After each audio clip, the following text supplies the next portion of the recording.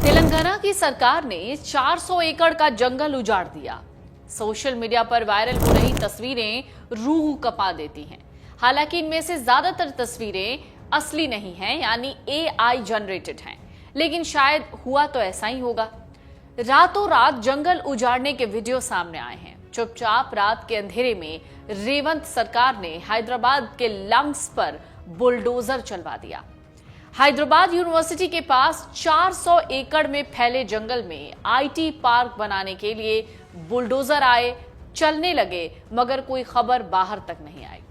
Bulldozer आए तो छात्रों ने विरोध किया। लड़के और लड़कियां सब पुलिस से भिड़ गए, किसी के कपड़े फट गए, किसी को चोट आई, लेकिन वहां पर छात्रों ने हंगामा मचा दिया, बवाल कट गया। इस दौरान छात्रों को डंडों से पीटा गया, छात्रों को जेल ले जाया गया, छात्राओं को भी जेल ले जाया गया। अब इस पूरे मामले पर सर्वोच्च न्यायालय ने जघन्य घटना का संज्ञान लिया। गुरुवार को हैदराबाद यूनिवर्सिटी के पास भूमि पर किसी भी तरीके की कार्यवाही पर रोक लगा दी। लेकिन जब तक सुप्रीम कोर्ट का यह फैसला आता, तब तक 25% जंगल कट चुके थे। मतलब 100 एकड़ में रहने वाले पशु और पक्षी या तो मर गए या फिर उन्हें बेघर किया गया। जस्टिस BR गवई और जस्टिस ऑगस्टिन जॉर्ज मसीह की पीठ ने राज्य में पेड़ों की कटाई को बहुत गंभीर बताया। पीठ ने कहा, तेलंगाना हाईकोर्ट के रजिस्ट्रार की रिपोर्ट इसकी खतरनाक तस्वीर दिखाती है। रिपोर्ट से पता चलता है कि बड़ी संख्या में पेड़ काट दिए गए। उन्होंने तेलंगाना सरकार से यूनिवर्सिटी की जमीन पर इतनी तेजी से काम करने को लेकर भी जवाब मांगा। उन्होंने पूछा, इस तरह की गतिविधि करने से पहले क्या सरकार ने पर्यावरण पर पड़ने वाले प्रभावों का आकलन प्रमाण पत्र लिया है? इसी जंगल की कटाई का सैटेलाइट इमेज भी सामने आता है, जिससे पता चलता है कि पिछले हफ्ते IT पार्क के निर्माण के लिए इस क्षेत्र के पेड़ों को काटा गया।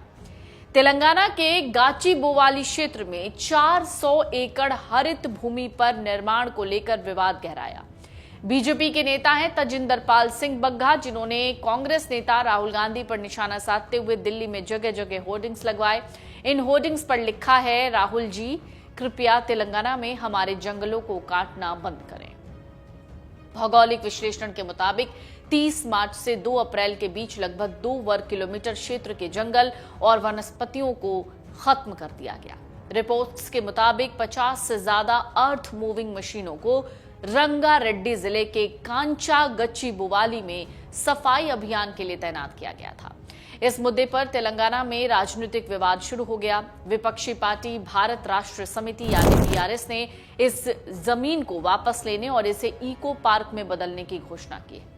वहीं तेलंगाना सरकार के मुताबिक इस परियोजना से 50,000 करोड़ का निवेश आने की संभावना है और इसके पूरी तरीके से विकसित होने पर 5 लाख लोगों को रोजगार मिलने की उम्मीद है। हैदराबाद केंद्रीय विश्वविद्यालय के छात्र और पर्यावरण कार्यकर्ता इस जमीन पर पेड़ काटे जाने के खिलाफ प्रदर्शन कर रहे थे, जिनकी तस्वीरें सामने आई। छात्रों का कहना था, ये जंगल विश्वविद्यालय से सटा हुआ है और इसका काटा जाना न केवल पर्यावरण को नुकसान पहुंचाता है, बल्कि इलाके की जैव विविधता को भी प्रभावित करेगा।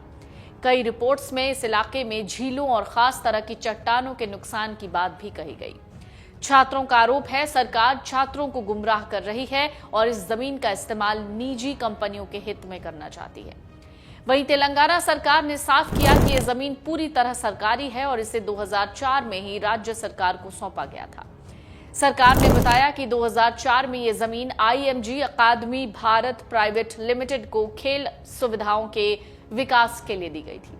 2006 में IMG अकादमी ने प्रोजेक्ट शुरू नहीं किया, जिसके बाद सरकार ने जमीन को वापस ले लिया और इसे आंध्र प्रदेश युवा उन्नति, पर्यटन और सांस्कृतिक विभाग को सौंप दिया। इस फैसले के खिलाफ IMG अकादमी ने हाई कोर्ट में याचिका दायर की, लेकिन 7 मार्च 2024 को हाई कोर्ट ने सरकार के पक्ष में फैसला सुनाया।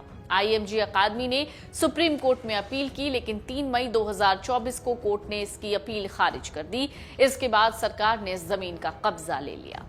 सरकार का कहना है, 19 जुलाई 2024 को एक आधिकारिक सर्वे हुआ, जिसमें विश्वविद्यालय और सरकारी अधिकारियों की मौजूदगी में तय हुआ कि यह जमीन सरकारी है और इसमें विश्वविद्यालय की कोई हिस्सेदारी नहीं है। सरकार ने यह भी कहा कि मीडिया में गलत जानकारी फैलाई जा रही है कि ये जमीन वन क्षेत्र है। इस पूरे मामले में केंद्र सरकार का भी दखल हो गया है। पर्यावरण, वन और जलवायु परिवर्तन मंत्रालय ने तेलंगाना सरकार को निर्देश दिया है कि अवैध पेड़ कटाई पर कानूनी कार्रवाई की जाए। साथ ही ये भी कहा गया है कि पर्यावरण कानूनों और कोर्ट के आदेशों का पूरी तरीके से पालन हो। इसके अलावा केंद्र सरकार को तत्काल एक रिपोर्ट भेजी जाए जिसमें सारी स्थिति स्पष्ट हो। मंत्रालय ने यह भी कहा है कि इस मामले में सांसदों और कई अन्य प्रमुख हस्तियों ने शिकायतें की हैं। हैदराबाद केंद्रीय विश्वविद्यालय ने सरकार के उन दावों को खारिज कर दिया जिसमें कहा गया कि जमीन का सर्वे उनकी सहमति से हुआ था। विश्वविद्यालय प्रशासन का कहना है कि जुलाई में केवल प्रारंभिक निरीक्षण हुआ था, इसे आधिकारिक सर्वे नहीं कहा जा सकता। विश्वविद्यालय ने कभी भी इस जमीन के सीमांकन को स्वीकार नहीं किया। सरकार बिना किसी ठोस सबूत के यह दावा कर रही है कि जमीन पूरी तरीके से उसकी है। तेलंगाना सरकार ने कहा है कि विकास क्षेत्र में कोई झील नहीं है, इसलिए पानी के स्रोतों को कोई खतरा नहीं है। मशरूम रॉक जैसी चट्टानों को कोई नुकसान नहीं पहुंचेगा। कुछ राजनीतिक नेताओं और रियल एस्टेट समूहों ने छात्रों को गुमराह किया है। सरकार का कहना है इस जमीन को पूरी कानूनी प्रक्रिया के तहत हासिल किया गया है। दूसरी ओर तेलंगाना हाईकोर्ट ने पहले ही राज्य सरकार को 3 अप्रैल तक किसी भी प्रकार का निर्माण कार्य रोकने का निर्देश दिया है। अब मामला सुप्रीम कोर्ट और हाई कोर्ट दोनों में है। सुप्रीम कोर्ट ने तेलंगाना हाई कोर्ट के रजिस्ट्रार को मौके का दौरा कर रिपोर्ट देने का आदेश दिया है। केंद्र सरकार ने भी राज्य सरकार से पूरी स्थिति पर रिपोर्ट मांगी है। हाई कोर्ट का फैसला आने तक सरकार कोई भी कंस्ट्रक्शन नहीं करवा सकती। इसके अलावा छात्रों का प्रदर्शन जारी है। सरकार को कड़ी आलोचना का सामना करना पड़ रहा है। इन सब के बीच में आपको इसी जंगल यानी कांचा गाची बुवाली में पाई जाने वाली कुछ प्रमुख प्रजातियों के बारे में जान लेना चाहिए। यहाँ पर एक स्थानीय प्रजाति है जिसे कहा जाता है हैदराबाद ट्री ट्रंक स्पाइडर यानी म्यूरेशिया हैदराबादेंसिस। ये एक तरीके की खास प्रजाति है। इंडियन रोलर तेलंगाना का चमकीला नीला राज्य पक्षी है, वो इसी जंगल में पाया जाता है। ओरिएंटल स्काई लार्क जो अपने मधुर गीत के लिए जाना जाता है। चित्तीदार हिरण अक्सर छोटे झुंडों में यहाँ इसी जंगल में देखे जाते हैं। जंगली सुअर दुर्लभ हैं लेकिन गहरे वन क्षेत्रों में ये मौजूद हैं। साही शर्मीले और रात्रिचर होते हैं। आमतौर पर घने वनस्पति के पास इन्हें देखा जाता है, वो भी इसी जंगल में पाए जाते हैं। मॉनिटर छिपकली यानी मॉनिटर लिजार्ड खाद्य जाल में कीट नियंत्रण के लिए महत्वपूर्ण है और इसी जंगल में पाए जाते हैं। कांस्य पीठ वाला वृक्ष सांप, कॉमन इंडियन टॉड और पैडी फील्ड फ्रॉग जो मानसून के मौसम में प्रमुख उभयचर होते हैं, वो भी इसी जंगल में पाए जाते हैं। जंगल की ज्वाला ये एक प्रजाति है। ब्यूटिया मोनोस्पर्मा ये एक जीवंत देशी वृक्ष प्रजाति है, वो भी इसी जंगल में है। ग्राउंड ऑर्किड और जंगली चमेली यहाँ दर्ज 700 से ज्यादा फूलदार पौधों की प्रजातियों का हिस्सा है। अगर आप ये वीडियो YouTube पर देख रहे हैं तो हमारे चैनल को सब्सक्राइब कर बेल आइकन दबाएं और Facebook पर देख रहे हैं तो हमारे पेज को